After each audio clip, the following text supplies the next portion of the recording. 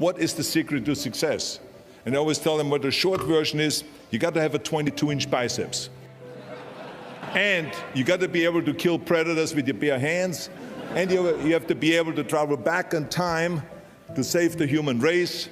And of course, you got to have this charming Austrian accent. That's a given. And the long version is that I actually always had 5 rules. And everything that I did, I always used those 5 rules, and those 5 rules helped me to become successful in various different areas. And I believe that those rules can be applied to almost anyone and everyone. You don't need to be a bodybuilding champion, you don't need to want to be a governor of California or to be an action hero or anything like that. If you want to excel in whatever you do, those rules are for you. It's that simple. Now I have to tell you right off the top that I always was very intense.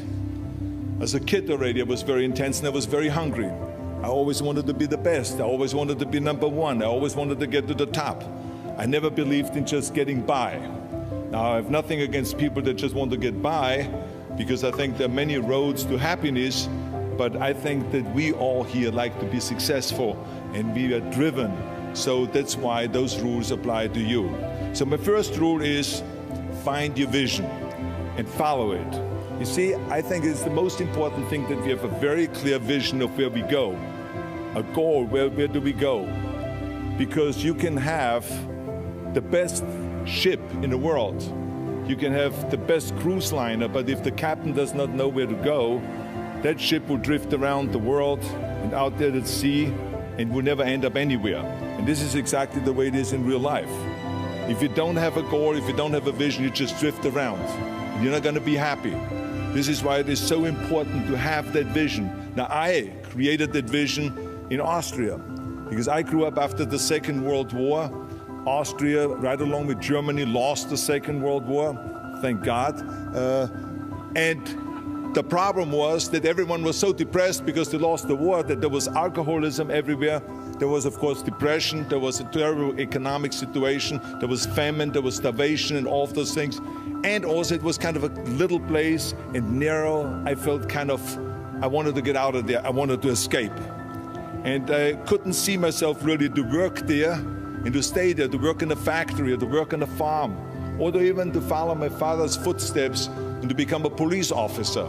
I couldn't see that either. As a matter of fact, that's what my parents wanted me to do. They wanted me to become a police officer and to marry a girl by the name of Heidi and to have a bunch of children and to run around like the Von Trapp family in The Sound of Music. But that's not what I saw. This was the vision of my parents, but not mine. And luckily, one day in school, I watched a documentary about America. And I found myself, I knew exactly that is where I wanted to end up. I wanted to be in America. Everything that I saw in the documentary, I just loved. Everything was so big. I remember the tall skyscrapers, the monstrous bridges, the giant freeways filled with beautiful cars, the huge jetliners, movie stars, Muscle Beach, and all of those things. I could not wait to get there. The question was just, how do I get there? How do I get to America? I mean, this was not a common thing to do way back in the 50s. No one had the money to travel or anything. But one day I was fortunate enough to see a magazine. And that magazine showed me the path to America. And it was a bodybuilding magazine. And on the cover was this very muscular guy that was standing there like Hercules with a Hercules outfit. His name was Reg Park. This Reg Park was on that cover, and I remember the cover said, Mr. Universe becomes Hercules star.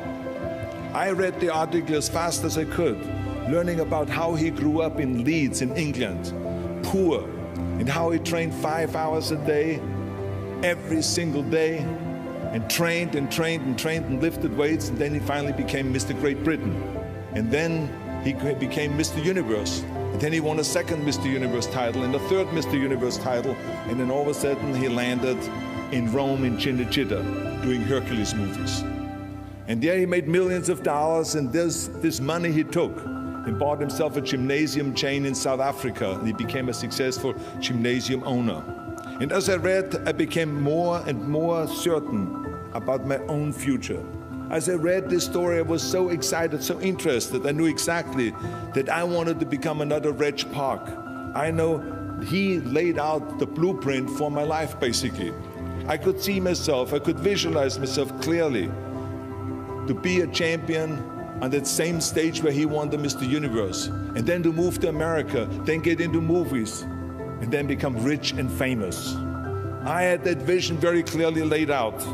I was so happy that I knew exactly where I was going. From that moment on, everything that I did, no matter how hard I had to work or how much I had to struggle, it didn't matter. It was a wonderful joyride because I knew what the purpose was and I found my passion. The simple truth is, if you don't have a vision, if you don't have a goal, if you don't see your future laid out in front of you, you're just floating around without a purpose. And I think that the numbers speak for themselves. This is why so many people around the world are unhappy with their jobs. I mean, in America, 74% of the people hate their job and would like to change jobs. But think about that. That means that only a quarter of the Americans love their life's work. I mean, that is a very depressing statistic. I always smiled when I worked, no matter how hard I worked. I always had a great time, no matter what I did. It didn't matter if it was in bodybuilding, or if it was in the movies, or if it was as governor. I remember in the pumping iron days, people ask me in the gym all the time, why are you smiling all the time? Why are you so happy? You have to lift 50 tons of weights. You have to train 5 hours a day. I mean, I look at the other bodybuilders' faces and lifters' faces, and they look kind of depressing. They look sour. They're miserable that they have to lift weights. You don't look miserable, you look happy. And I tell them always, I say, I smile because I know exactly that every rep that I do, that every set that I do, every weight that I lift, I get one step closer to turning that vision of mine into reality and becoming that Mr. Universe. I could not wait to lift another 500 pounds in the squats. I could not wait to do another 1,000 sit-ups. I could not wait to do bench press, more bench press and more curls until I couldn't move my arms anymore. Because I knew that every rep got me closer to standing on that stage as a champion. As a matter of fact, when I lifted weights, I didn't really feel like I was lifting weights. I felt like I was lifting a trophy over my head each time I lifted. And to have all those bodybuilders around me and thousands of people screaming. And I tell you that this vision didn't just help me in bodybuilding, it helped me with everything, like I said. I remember in the movie business, there was many times stunts that I had to do where I got hurt, where I was in pain, in agony, and had to do it over and over again. I remember one incident specifically on Conan the Barbarian. There I was crawling on all four, on rocks, over rocks and gravel, holding my sword right in front of me. And as I was crawling, the camera followed me, and it was around 30 feet that I crawl on those rocks and this gravel.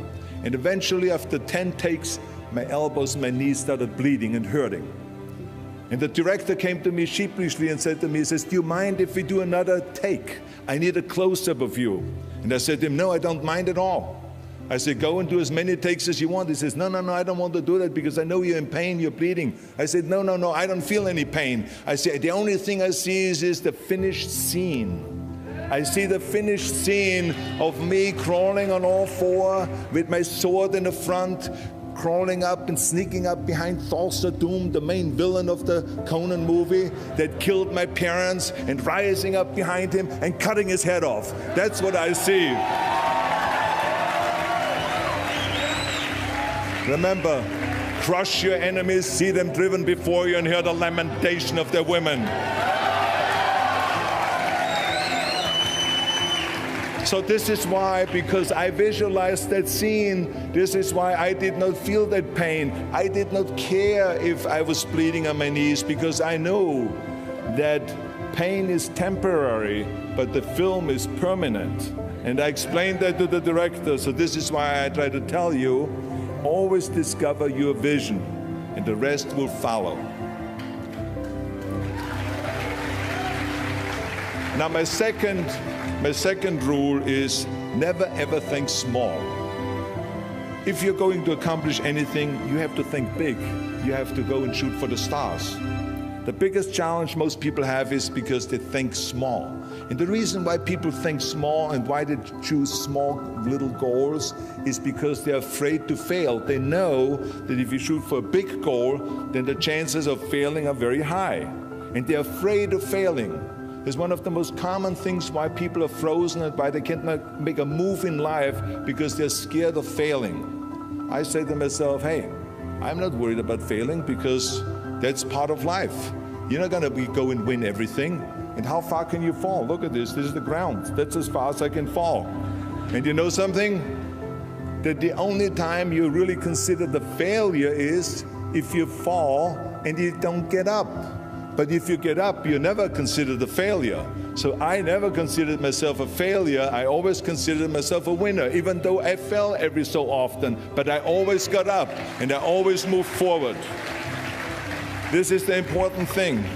I never had any patience, of course, for thinking small, because in German we have a saying, wenn schon, denn schon. And that means that if you do something, then go all out and do it well. And this was not just the case in bodybuilding. I didn't just want to be a bodybuilding champion. I wanted to be the greatest bodybuilder of all times. I wanted to have the most muscle, the most muscle of all times, the most definition. I wanted to win the most trophies, the most world championship titles. I just wanted to be the best. And the same is also in movies. I didn't just think about being in movies. No, I wanted to be a movie star. I wanted to have above the title billing. I wanted to become the highest paid entertainer. I basically wanted to be another John Wayne. What's wrong with that? And then the same is in politics. I didn't just want to go and be in politics and enter a race for city council. I mean, let's be honest. Does that sound right, Schwarzenegger? City council? No, come on. Not even Schwarzenegger and mayor. No, it had to be Schwarzenegger running for governor. But not just any governor, but governor of the greatest state in the United States, of California. That was the important thing. I give you an example of thinking big. When I became governor, I wanted to rebuild California's ancient infrastructure. You see, America has been living off infrastructure that was built in the 50s and 60s, and it drives me absolutely insane that America hasn't started rebuilding that infrastructure. I mean, we haven't invested in new roads or in new transit, or in schools, or in energy, or anything like that for decades. The number of cars that we have now in America are 4 times as many as we had in the 60s. So therefore, we should be having 4 times as many freeways, 4 times as many tunnels, 4 times as many bridges and all this. But we don't. So this is why I wanted to get our act together and do the upgrading, at least in California. So when I talk about infrastructure, I didn't really want to just fix roads and fix and close some holes on the roads. I wanted to build massive freeways on top of freeways. I wanted to build the first high-speed rail in the United States. I wanted to build more bridges and more tunnels, more on-ramps and off-ramps. I wanted to see literally trains everywhere. Well, there was no excuse for Californians to get stuck in traffic, and there was no excuse really to send your kids in overcrowded classrooms in schools, and there was also no excuse that Los Angeles has a 100-year-old sewage system. That's shitty, I think. At first, of course, some of the legislators looked at me like I was absolutely insane when I told them this vision. They were willing to spend maybe $5 billion, which of course is petty cash in compared to what my vision was. But so some politicians, of course, had a hard time to see the big picture because they didn't really ever travel outside California. So they haven't really seen big infrastructure. They haven't really seen big infrastructure all over the United States, or maybe in Asia, in China, or in Korea, or in Brazil, or in European countries, or here in Australia, maybe.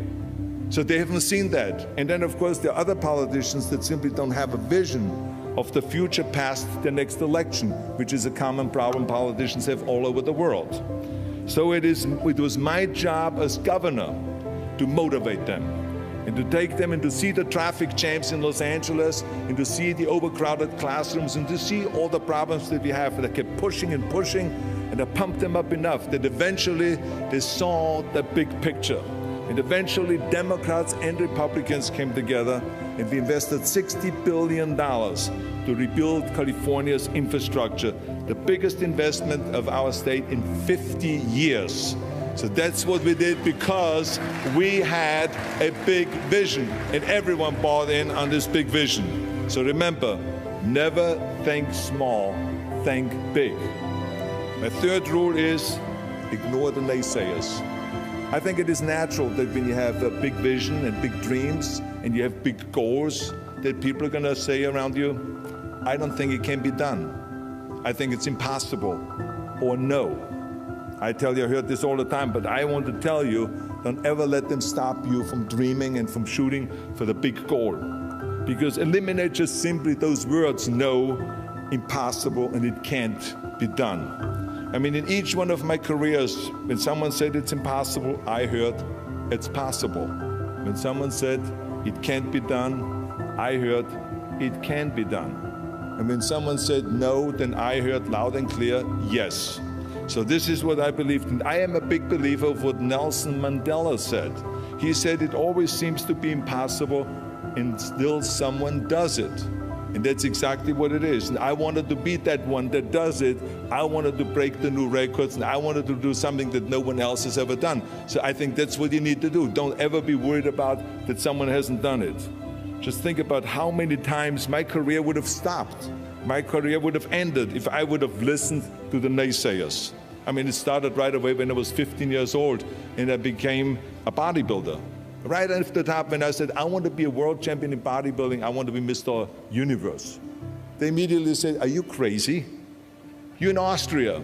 In Austria, you can become a ski champion or a bicycle champion or something like that, but bodybuilding is an American sport. Forget about it, that's nuts. Then when I wanted to move to America, they said again, it's impossible. You will never be able to do that. You have no money, you're all by yourself. And then when I wanted to go into show business, after I won 13 world championship titles in bodybuilding, I said, I want to be like Reg Park. I want to be a Hercules. I want to get into movies. Well, I tell you, when I met those agents and managers and studio executives, their reaction was, oh, Arnold, that is so funny. You want to be what, a leading man? Oh, come on. I mean, look, first of all, let's start with your body. Look at your body. I mean, you're overdeveloped. You're gigantic. You're like a monster. Are you kidding me? Do you know what the new thing, the new trend is? It's little guys like Dustin Hoffman, Al Pacino, Woody Allen. Those are the new sex symbols. Don't you get it? And then your accent, oh, it gives me the chills just listening to your German bullshit. Come on now. I mean, oh God, I mean, it's like, it's scary when you talk. It's unbelievable. I mean, have you ever, Arnold, I mean, be serious, have you ever seen an international movie star with a German accent? It doesn't happen. Forget about that. And then you name, what is it, Schwarzen, Schnitzel or something like that? Yeah, I can see that name already up there on the billboard. Yes, and people are going to storm the theater and the movie houses because Schwarzen Schnitzel is starring in a movie. Oh yeah, I can see that already. So that's what they said. They said to me, it says, look, forget about it, you're a nice guy. I mean, you're a bodybuilding champion. Why don't you open up a gymnasium or a health food store or something like that? We can help you with that, and then we get you on the side some little parts, like maybe playing a bouncer. I mean, with your body, perfect, or maybe a wrestler. I have a good idea with your accent, a Nazi officer. Now that's really great for you. I call my buddies over at Hogan's Heroes. I mean, they would probably use someone like you. So that's what they said. Imagine that. Everywhere I turned, they said, no, it won't happen, it's not gonna happen, and forget about it. Luckily, I did not listen. I did not listen because I knew if I worked hard enough and if I worked as hard as I did in bodybuilding, 5-6 hours a day, that I will make it, that I could prove them wrong. And I started working very hard. I started taking acting classes, English classes, speech classes, dialogue classes, even accent removal classes. I ran around all day saying lines like, a fine wine grows on a vine. Because you see, we Austrians and Germans have a difficult time with the V and with the W and with the F, we get it all mixed up. So it was a fine wine grows on a vine. Or the sink is made out of zinc. And all those kind of lines. I said, over and over, and you know something? All of a sudden, I got a little break. In the early 70s, I remember All of a sudden, I got a TV show, a little part, then another little part. And then all of a sudden, I got a phone call from Lucille Ball to be in her special Happy Anniversary and Goodbye, which was with Art Carney. I had this 6-minute scene as an Italian masseur. Now, most people don't know the difference between an Italian accent and the German accent, so I got away with my German accent. But I played this Italian masseur, and I was so delighted. And then right after that, I got a guest starring role in Streets of San Francisco with Michael Douglas and Carl Malden, and then Pumping Iron and Stay Hungry. And then, of course, I landed the big role as Conan the Barbarian. So finally, I got the big, big break. And you know what was so interesting about it was that as soon as we were finished with the Conan movie, we were out there on a promotion tour, and the director said at the press conference, the director is John Milius, he said, if we wouldn't have had Schwarzenegger with those muscles, we would have had to build one. Now think about that. Before it was this huge obstacle to have this body, and all of a sudden the director says, if we wouldn't have had Schwarzenegger with his body, we would have had to build one. Now what a turnaround. And then when I did Terminator, James Cameron said, which was really great, he said the "I'll be back" line became one of the most famous movie lines in history because of Arnold's crazy accent, because he sounded like a machine when he talks. So as you see, everything that the naysayers said was a liability became an asset. And the same was also in my political career. When I ran for governor, they immediately said, I shouldn't do it, it is a big mistake, it won't happen, I will lose, and all of those kind of things. And the rest, of course, is history. The bottom line is, if I would have listened to the naysayers, my career would have ended when I was 15 years old. I would be still yodeling in Austria, in the Alps, and I would not be talking here today to you. And the reason why I'm here today and talking to you is because I did not listen to you can't, or it's impossible, or no. So I just recommend to you very strongly, ignore the naysayers.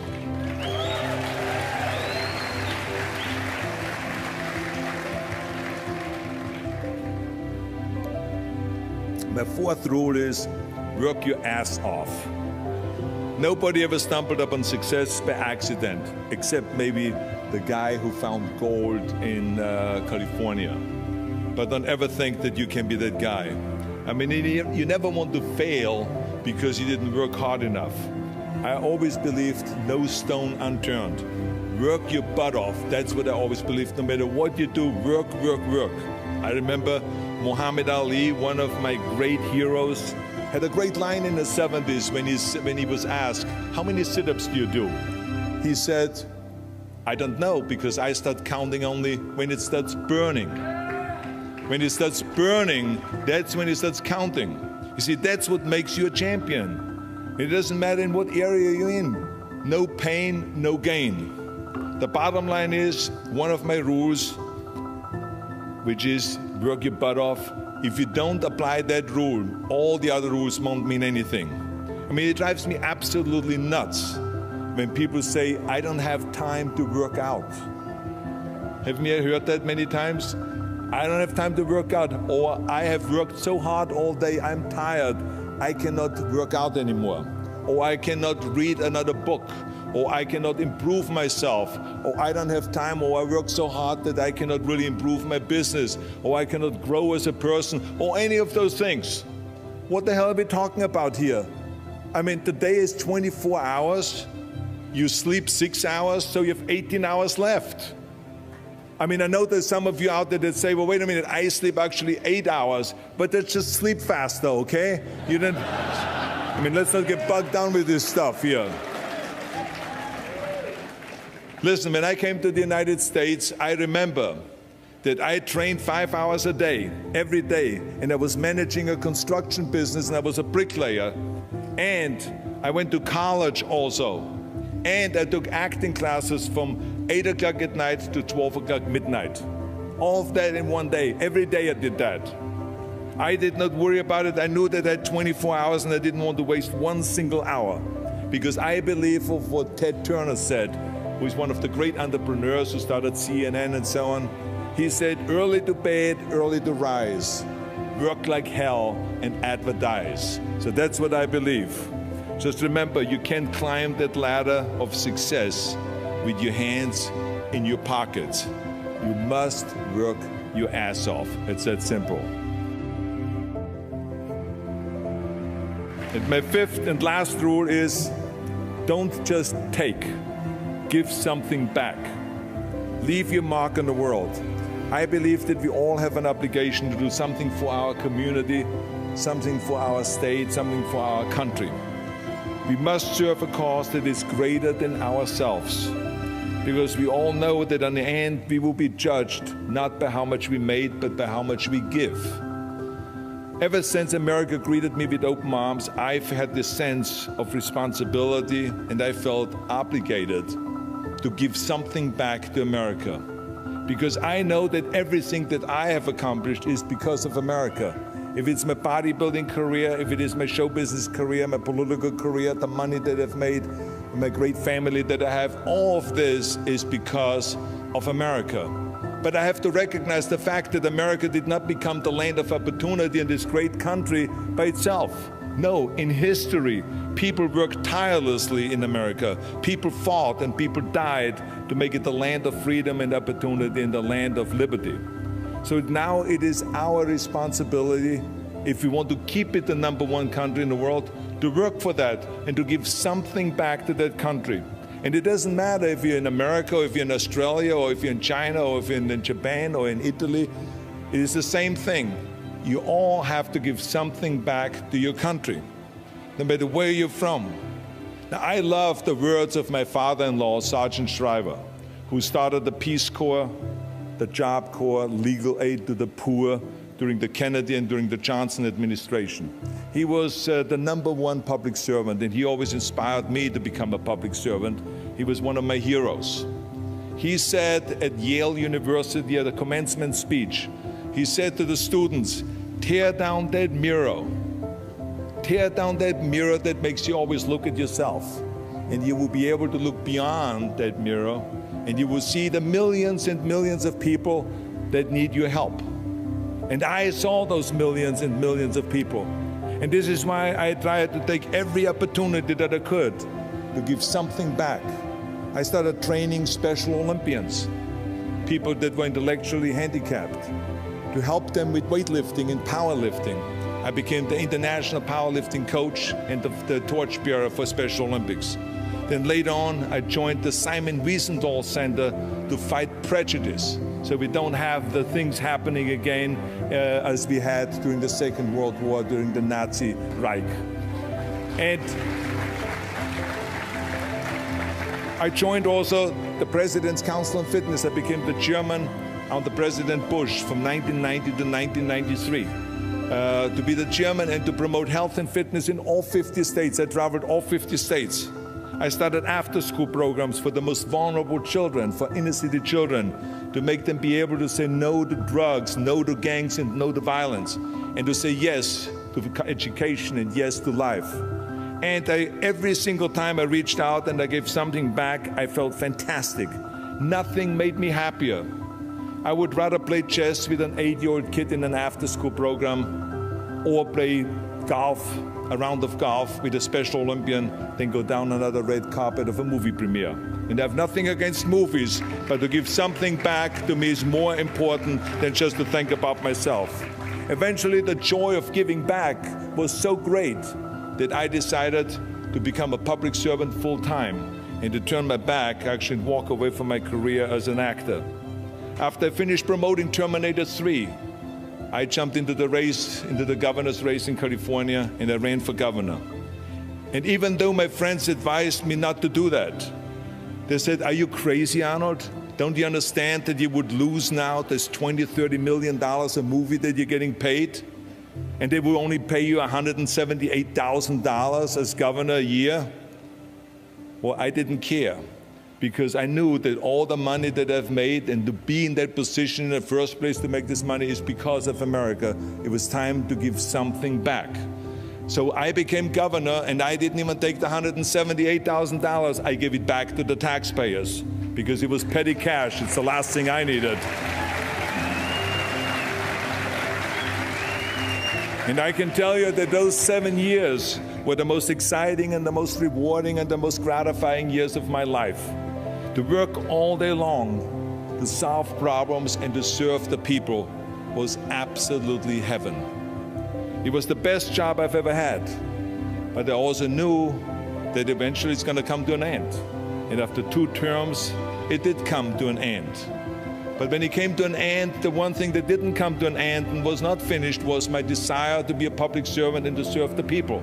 And this is why I continued to work for Special Olympics. That's why I continued to work on fighting my fitness crusade and traveling around the world to promote health and fitness. And this is why I continued to support after-school programs, and we even started the Schwarzenegger Institute at the University of Southern California to continue to inspire students and leaders around the world to find solutions to complicated issues and to give back and to make the world a better place. So thank you. But I tell you that I was very fortunate that I had great heroes. I had great heroes that I could look up to, and I mentioned 2 of them, Muhammad Ali and Sergeant Shriver, my father-in-law.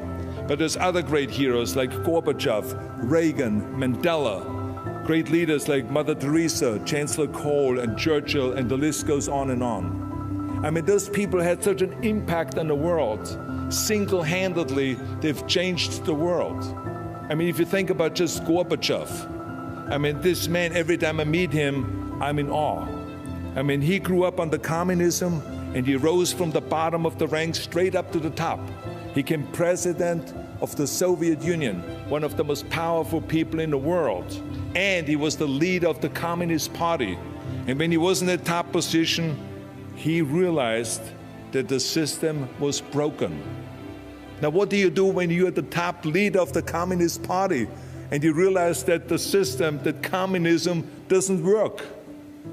Well, you know what he did? He dismantled communism. Think about the courage that takes. I mean, the guts that it takes to do that. Think about that Gorbachev completely transformed his country with glasnost to give his people for the first time freedom. And then through perestroika, by reforming Russia's economy. He didn't wait for the next president. He didn't complain. He simply said, if not me, who? And if not now, when? So I feel very strongly all of us need to have and embrace that kind of a spirit. We all can create change, whether it is in our neighborhood or in our local schools or in our country. It can be big, but it can also be as little as just going to a school kid that has problems reading and teaching that kids how to read or how to do math. We don't have to just work on me. We should also work on we. Not just me, but also we. Remember that. To lead a truly full life, you must give back. You must leave the world a better place than you found it. Because the bottom line is, it is up to us. I mean, those rules that I've given you are important rules, but giving back is one of the most important rules. I guarantee you that if you follow all of those rules, you will have many victories to celebrate. And you will leave, your work, and you will have extraordinary kind of a record, and you will leave a legacy behind that you can be proud of. So I want you to remember those rules. Have a vision. Think big. Ignore the naysayers. Work your ass off and give back and change the world. Because if not us, who? If not now, when?